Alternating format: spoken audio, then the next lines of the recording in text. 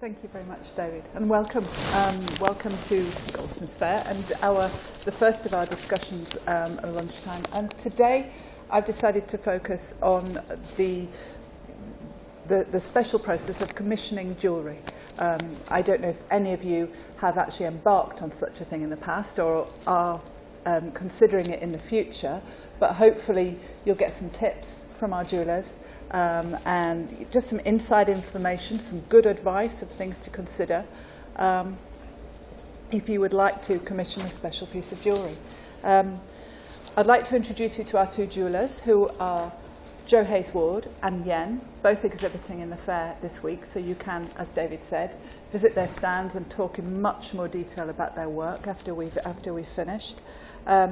Or both of them are very well known in the field of contemporary jewellery, and they may well be familiar to some of you here. A little bit about both of them. Jo utilises her skill with digital design processes and employs rapid prototyping technology alongside traditional jewellery techniques in the production of her work. She has a tacit knowledge of materials and long-established jewellery skills, which has enabled Jo to develop her distinctive style. High-profile stockists include Dover Street Market in London and New York, and the Scottish Gallery in Edinburgh. Jo's pieces also feature quite highly in private and public collections, such as the Goldsmiths Company collection here, and the Alice and Louis Koch collection that's now in Zurich at the Swiss National Museum. Yen focuses very clearly on movement and fluidity within her designs. Her aim is to create pieces which make the precious metal feel dynamic and soft. Prestigious exhibitions and galleries include Sotheby's, the Goldsmiths Company, and Crafts Council. She also works with Liberty of London, Selfridges, Harvey Nichols. Yen has been in business for 20 years now, so she's celebrating this year and has launched a new collection, which I think you can see on her stand.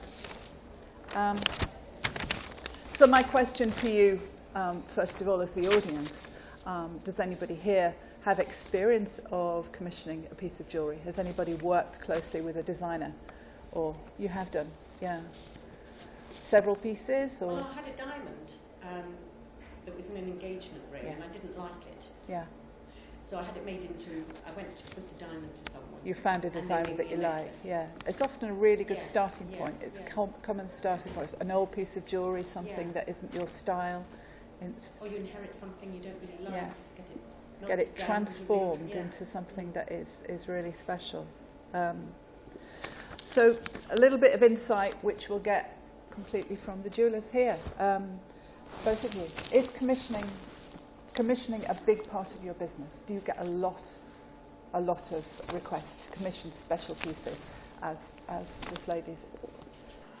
Well, for me, commissioning has become more part of my business. I think, as I say, for 20 years, I have been very much enjoying making and developing design that I've now become a signature now. And over the last, recently in my business, my clients have enjoyed the signature, and now they want to do exactly just that. They want to embellish new designs using old stones, or just creating something that is of their own using my signature. So it's become an increasing part of my business.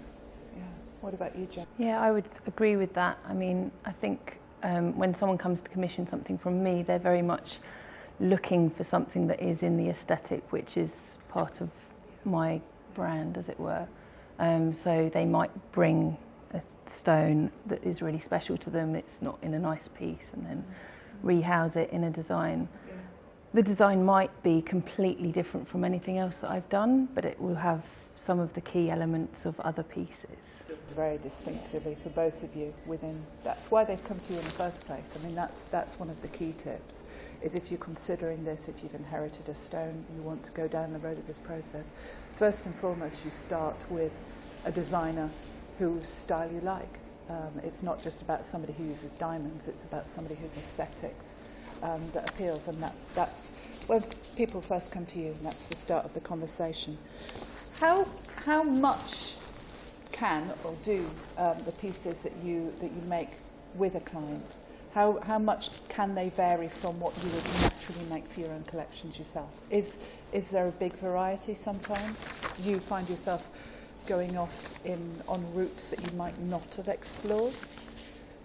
There are times where, well, each commission is always very, very different, and I do find that it always helps if the client's very clear about what they want, but often it's a listening process.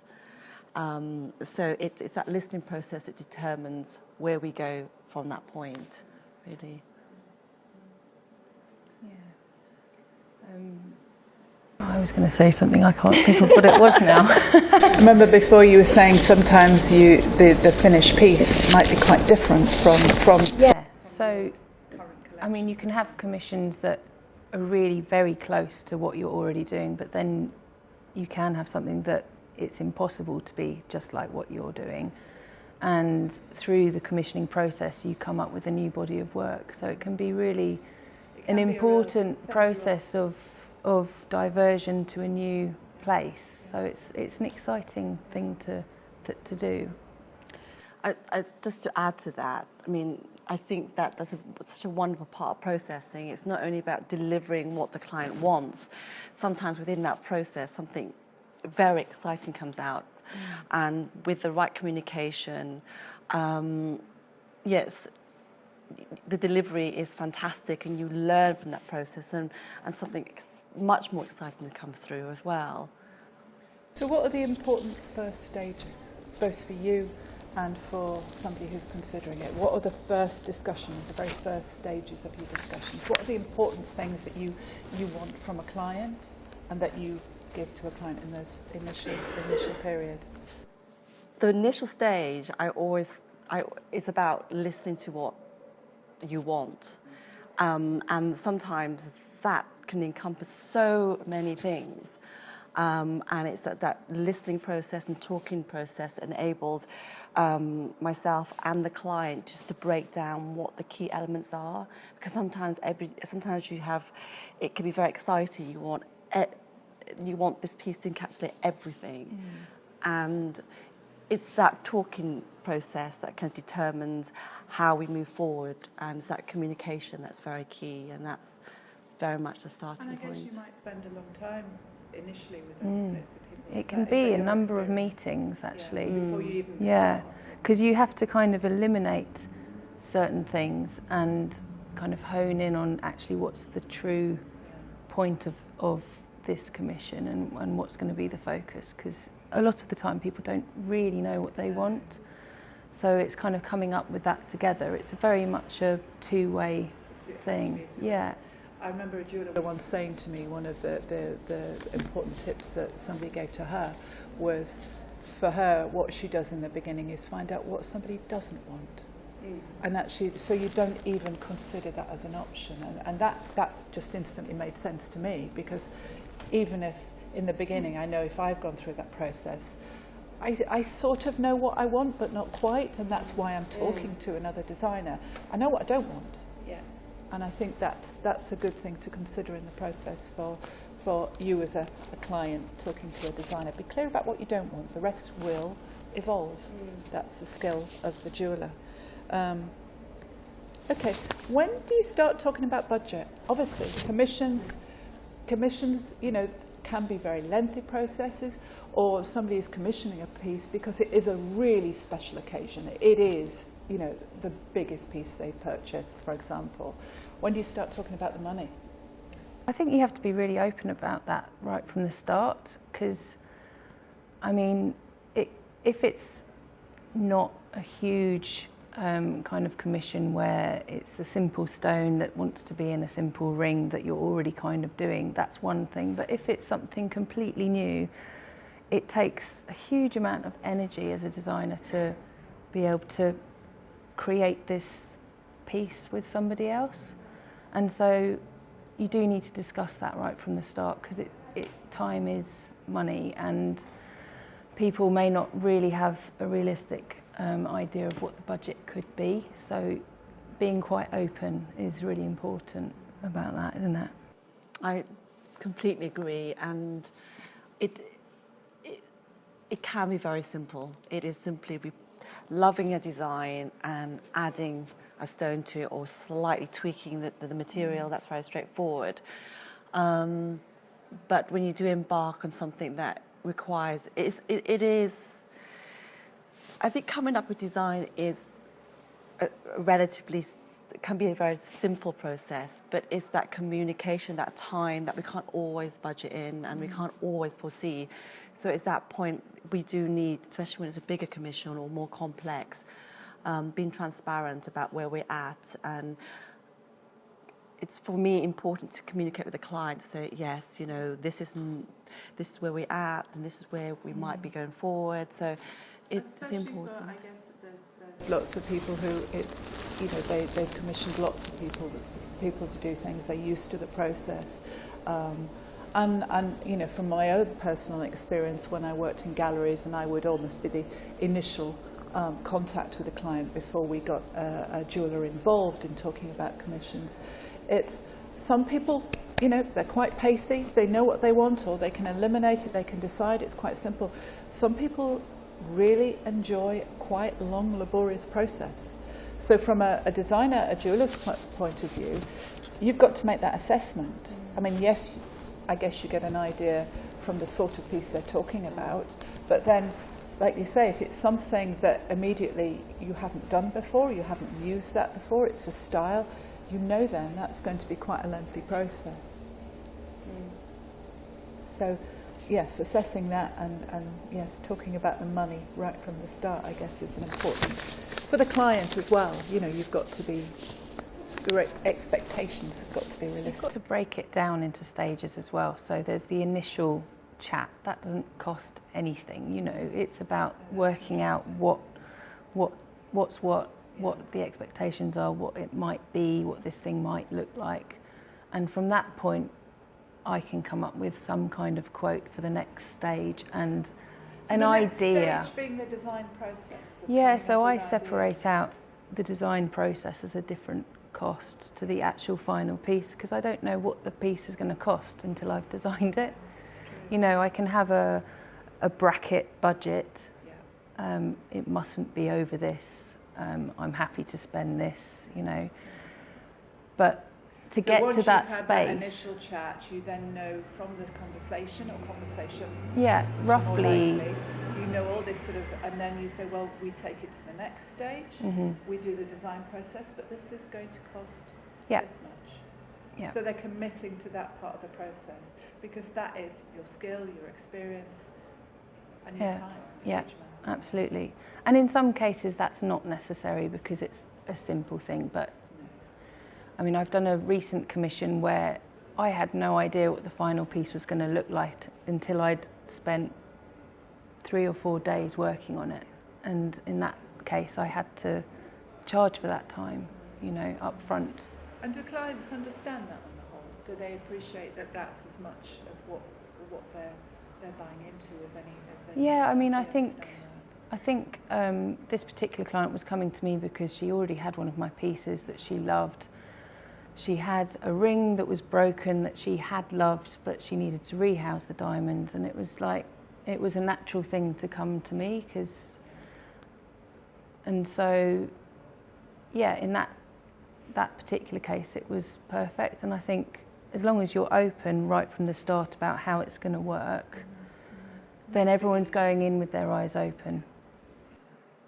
But I in terms of when I work with a client, I often get a bracket as well, and I then I usually give almost 3 options sometimes. This is the brief. This will fulfill the brief. This is and then I give the different options as if, you know, in price points. If there are often choices in stones that, you know, that will affect the price. So all these things ultimately, I often bracket everything. But in terms of giving an example of a commission, sometimes you go in there, you have a conversation, and this one particular commission, I did we completed it, everything was to budget, and she was given the piece and it's fine, and she absolutely loved it. And then after a while, she decided she totally wanted to change the whole commission. And no, but that was absolutely fine because she understood that actually after she bought it and she enjoyed it, that she wanted something else to come from the commission, so she changed the materials, the stones and everything. So you almost did 2 commissions in one? But yes, I did. But you no, charged accordingly? she was absolutely fine with that because she herself understood that she herself thought she wanted something. She got it through the commission, but then she was also prepared, but she understood the process that it would take more time, more effort to source materials and design. She totally understood that, yes. Yes. I mean, and it's a true fact. I mean, the thing is, you know, as Jo said, you know, often she doesn't know what the piece is going to look like until she's worked through the process, she's got all the information, and she's then evolving the design for the client. She doesn't know what it'll look like at the end. But equally, all of us can have an idea in our head, and we're putting together elements, and we don't necessarily how it's going to look in reality. I mean, that's the side of the commissioning process. You proceed once you're at a level of certainty, or you know, you've built up a level of trust and acceptance that this is now evolving. It's got a life of its own. I think that's one of the dangers of commissioning, actually, is that it's very difficult for you've got something in your head, you can almost see it, you can almost feel it, but actually it isn't what happens. You know, it's really difficult to get. And we've all got varying that vision. levels of skills of describing what's in there. We think we're explaining it perfectly. I know what I'm talking about. When I say it's this and it's this colour and this, I know because I can see it. But it's not necessarily clear to somebody else. So that's the process. See, I think for me, I try to limit that because what I see in my head, what the client sees, is so different. So I really go as far as I can to make a mock-up. And that can be more of a costly process because it's more time. But for me, it does eliminate that more so because the details can be so easily misinterpreted. So for me, I work a lot with models and present it as close as I can before the final piece. For an example, a client who recently commissioned a piece, she came to the studio, she absolutely loved a stone that was in a ring. She absolutely loved that stone. But so I went to get that stone, and then at her last email she said, I can't wait to see you, can't wait to see this turquoise blue stone. In actual fact, the stone that she saw was a deep blue colour. So, but it's very important to have things in writing as well, because that kind of, we can refer back to it and we understand there are going to be discrepancies and confusion. So I find that often writing it down. Actually either making a model or a mock-up or a drawing, a rendering of something to actually, is this what we're talking about? Is this what you're seeing in your head? This is how I've understood. Yeah. That's an important safety point for both parts, I would imagine. Yeah. And I always provide really accurate CAD drawings before I make anything in metal. Anyway. Yeah, so I draw it up in 3 dimensions. I can then make printouts of different views in actual size. I could make an actual model in resin or wax if necessary, or in silver. If it was a big piece, I sometimes do a silver test piece so that the person can try it on. And you know, looking at the actual materials it's going to be is really important. You know, there's just so many parts of it that you have to make the client aware of, and you know, so that they're sure they're getting what they want. And yeah, it's also, it can be quite a lengthy process and quite daunting, but I think also seeing the reality come true each time that you have another visit and you see that design process come together, it's incredibly exciting. So if there is, an honest reflection from a designer's perspective, and you know, taking into account you've got potential clients who might be considering commissioning things, the pros and cons. You know, let's be honest, it's not always 100% satisfactory process. It can have its pitfalls. Obviously, the opposite of that is it's a fantastic experience. You've transformed somebody's inherited stone, and it's an amazing process. I've witnessed that many, many times, and it's just a revelation. The two, and it's the two minds. It's the creative mind of the jeweller and the importance and the passion that the client has been able to communicate. But yeah, quick run through pros and cons. What are the highs and lows for both of you? Pros for me, I suppose, time, the element of time, and making sure that I've understood so I can deliver. The pros, definitely being able to deliver, to give and provide, to present exactly what it is you want, and to see how excited you are, and how I being able to transform a piece and being part of that creative process with the client is for me the most exciting part. And I always say to each client, you know, this is the end result, this we have, but you know, if there's anything that you're not happy with, continue that communication, because it is an ongoing process. It's that great relationship. I think for me is the most exciting part of commissioning. Ultimately, you're making a treasure for somebody, and you know, we do that a lot with just selling the jewellery that we've already made, but when it's a commission and it's that specific, you're actually making a friend with somebody through this process a lot of the time, because it has to be a really intimate process to get it right. Get to know each other quite well. Yeah, you do. So when that works, it's amazing.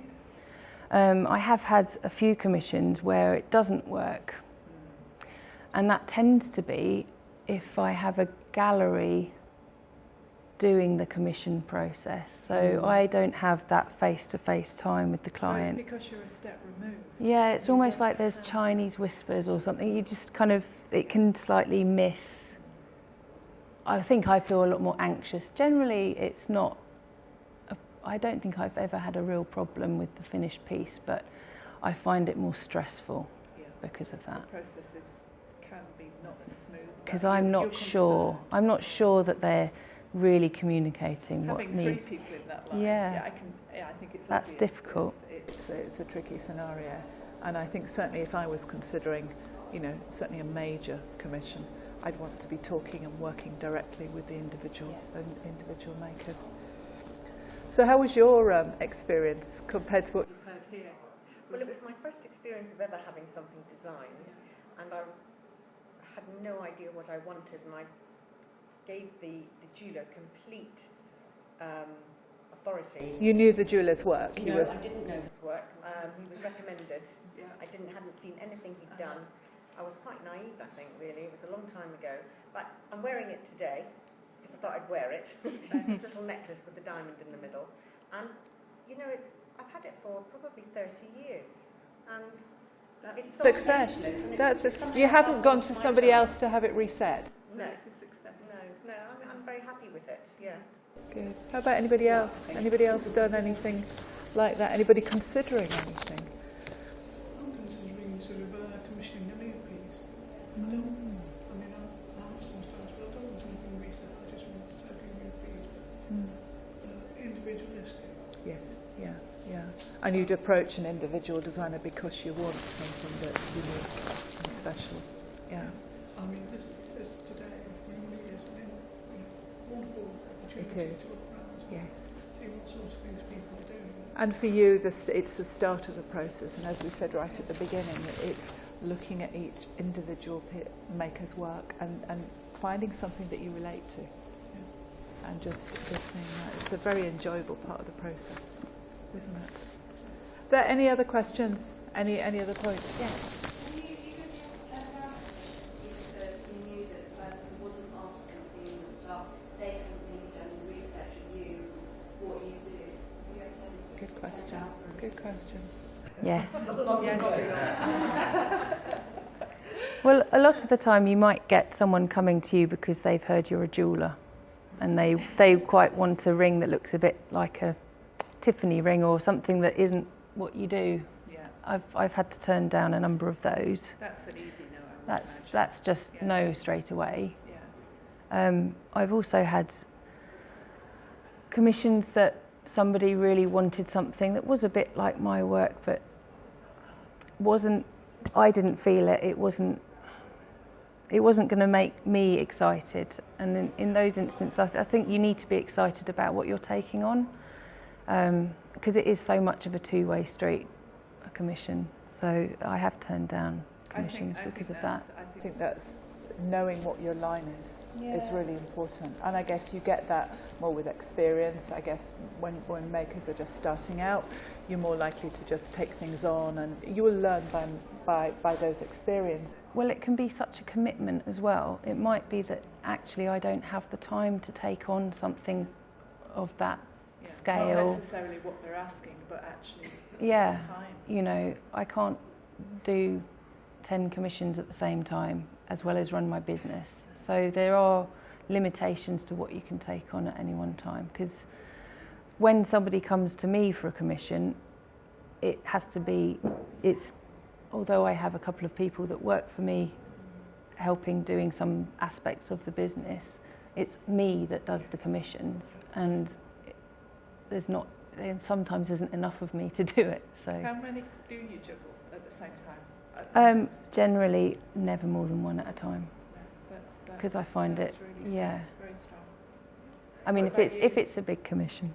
What about you, Yen? How many do I juggle? Do you I do juggle a few because, I mean, and I find that most people are happy to wait, and I think that it's really important to give my time scale. I'm quite happy to say, well, it won't happen till X amount of time, but I do, and I quite enjoy that kind of process of juggling, because sometimes they can be very different.